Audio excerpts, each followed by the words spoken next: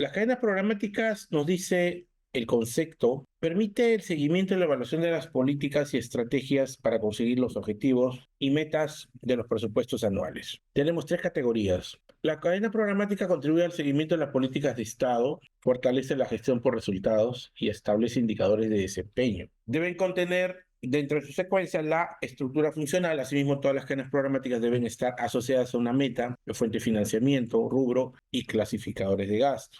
Eso es muy importante, en realidad, el diseño, ¿no? Tenemos tres categorías presupuestales. Tenemos tres categorías presupuestales. La primera, categoría 1, programa presupuestales con enfoque a resultados, PPR. Categoría 2, acciones centrales. Categoría 3, asignaciones presupuestales que no resultan en productos. Y ustedes dirán, pues, profesor, ¿estas categorías para qué me sirven? ¿O para qué se utilizan? Estas tres categorías, alumnos, son las que van a definir dónde se va a gastar o en qué cosas se va a gastar el presupuesto que recibe la entidad pública. En este caso, una entidad pública, por ejemplo, este caso es una municipalidad.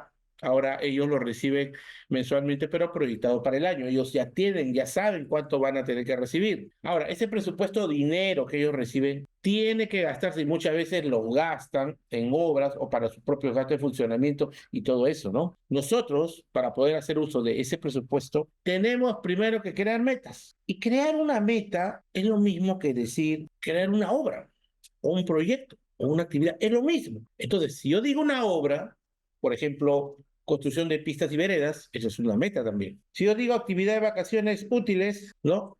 Eso también es una meta. Entonces, cuando yo hablo de actividad, obra o proyecto, estoy diciendo lo mismo que se dice meta.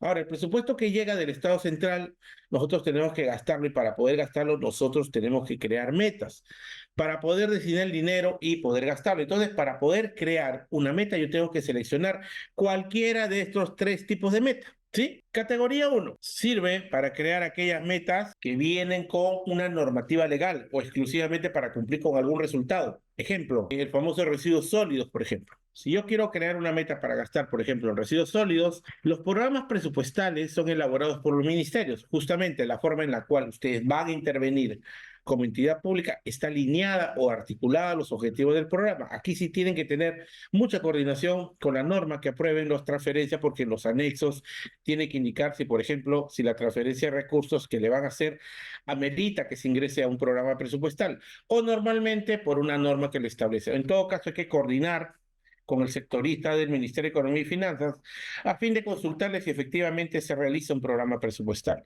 ¿Por qué hay que tener cuidado con esto?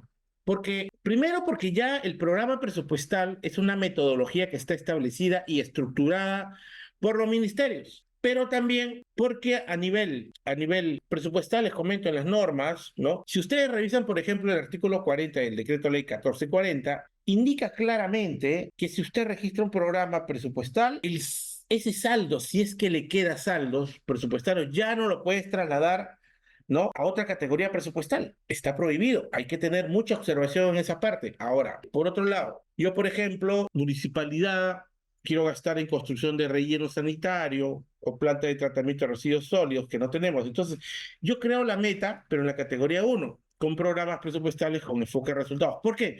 Porque todo lo que es tema de residuos sólidos viene directamente con una normativa legal. ¿Qué quiere decir esto? Que sale un decreto supremo o una resolución suprema diciendo se transfiere 100 millones para las entidades públicas para lo que es residuos sólidos. Entonces, cuando viene con normativa legal, ustedes para poder gastar ese dinero tienen que crear una meta dentro de la categoría 1. Y más que nada, alumnos, casi todas las metas que tienen que crear son dentro de esa categoría, porque van a ver que casi todas llegan con documento legal. Por ejemplo, a ver, ¿se acuerdan de las canastas? En su momento, en el tiempo del COVID, llegó un de presupuesto con normativa legal, hubo muchos problemas durante la entrega porque se reflejó que no llegaba realmente a las personas que lo necesitaban, ¿no? Entonces, esa meta que se creó ha tenido que estar dentro de esa categoría porque llegó con categoría 1 con documento con normativa legal. Entonces, en ese tema es muy importante, ¿no? Muy importante tenerlo bien claro, ¿no? Acá está, miren, estoy armando la meta y grabo. Ya tengo mi meta de residuos sólidos. Ya, ahora también, en esta categoría uno va involucrado con el plan de incentivos y ahora todos sabemos que el plan de incentivos es el que maneja mayor presupuesto, es el que transfiere mayor presupuesto a las entidades públicas. Entonces, todo lo que es relacionado a esta categoría uno, pero ustedes dirán, a ver, profesor, pero ¿por qué todo lo tienen que desarrollar a esa categoría? Porque en esta categoría te evalúan la meta que has creado y el dinero que has gastado. Cómo vas, si has cumplido tu objetivo, informes a cuántos has beneficiado, qué porcentaje has cumplido a la fecha, si ha dado algún fruto, si ha dado algún resultado. Por ejemplo, en el tema de residuos sólidos, tú creas la meta, la pones en esta categoría uno, esa meta de residuos sólidos, como te decía, te evalúan. Yo mi meta de residuos sólidos ya he gastado 50.000, pero ya la gente ya no bota su basura al piso, la gente ya ha comenzado a reciclar, en una bolsa botan botellas, en otra bolsa botan inorgánicos, la gente ha comenzado a separar. Ya. Entonces está viendo resultados, ¿no? Lo que se está gastando en esa meta de residuos sólidos se está teniendo resultados, porque el ciudadano está cambiando. Ahora, ustedes dirán, profesor, pero ¿cómo va a cambiar la gente? Pues cambian, pues no, cambian. ¿Por qué? Porque en esa meta no solo va a ser para compra de tachos o compra de bolsas, también va a ser para sensibilizar al ciudadano, para hacer campañas. Ustedes han visto que los trabajadores de la municipalidad vienen y tocan puerta por puerta y para decirles cómo funciona lo que es residuos sólidos, en cuántos tachos, qué días tienen que separar, qué día recoges cartones, qué día recoges las otras cosas y todo eso, ¿no? Entonces, o en qué horarios. Entonces, no solo es compra de materiales, sino es sensibilizar a la gente, a la población y todo eso, ¿no? Por eso que da frutos. Además, alumnos, hay que tener acto de conciencia, que en otros países el servicio de recojo de residuos es pagado. ¿No? En algunas regiones de acá del Perú también cobran por el recojo de los desperdicios. Inclusive muchas veces no sabemos reconocer también cómo se está funcionando, ¿no? Pero sirve la categoría uno. Cuando yo vea que viene un presupuesto con documento legal, yo lo tengo que relacionar a la categoría uno, porque de hecho, pues que me van a evaluar, ¿no? Pero cómo ese presupuesto, cómo lo he gastado, en qué lo he gastado y si ha dado algún resultado, ¿no? Entonces, porque nos piden información, pues, ¿no? De eso se trata cuando todo va relacionado a la categoría uno.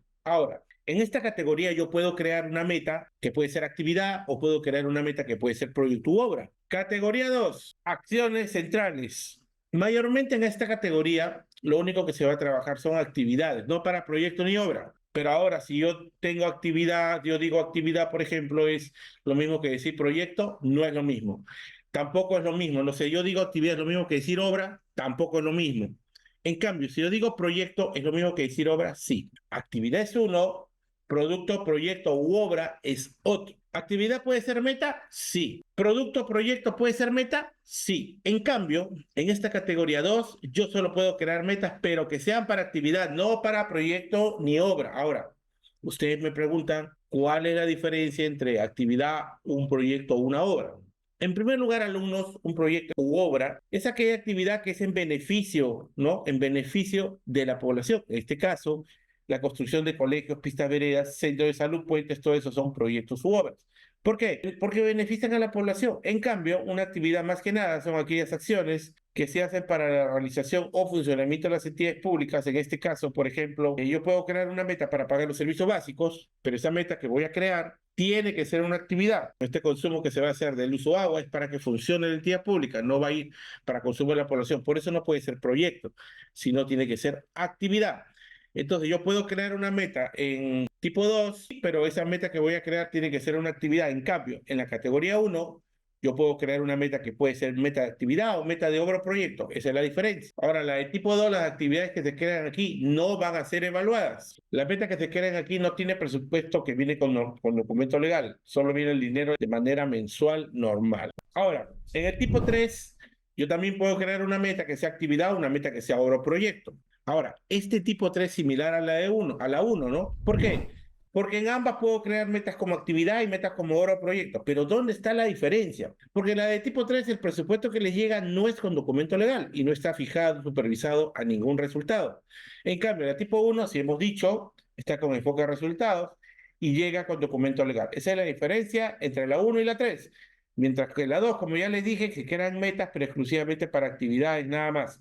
Entonces ya sabemos que es una actividad y que es un proyecto. Un ejemplo de meta de actividad puede ser una meta de actividad para pagar a los trabajadores pensionistas de la entidad pública. Esa es una meta. Yo creo una meta en el tipo 3, el dinero que nos llega no es con documento legal y no está fijado, supervisado a ningún resultado. Entonces, miren, más de ejemplos de una meta de actividad puede ser para suministro de oficina, crea una meta para pagar a los trabajadores pensionistas de la entidad pública, esa es una meta. Crea una meta para pagarles y la meta que tengo va a ser una actividad. ¿Por qué? Porque esos trabajadores han sido trabajadores de la entidad pública para el funcionamiento de toda la entidad, el gasto de la entidad, y como es gasto de la entidad, tiene que ser una actividad. Muchas veces de la entidad pública, ¿qué es lo que se hace? Para efectuar el funcionamiento de la entidad, como tiene diversos gastos, pagos de servicios básicos, pagos de sus trabajadores, ¿qué es lo que hacen? Solo crean una meta no más para gastos de todo el funcionamiento de la entidad pública y esa meta que crean lo hacen de tipo 2 y lo hacen una meta de actividad.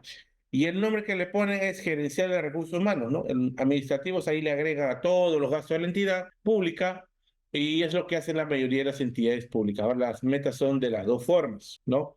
¿Qué quiere decir esto?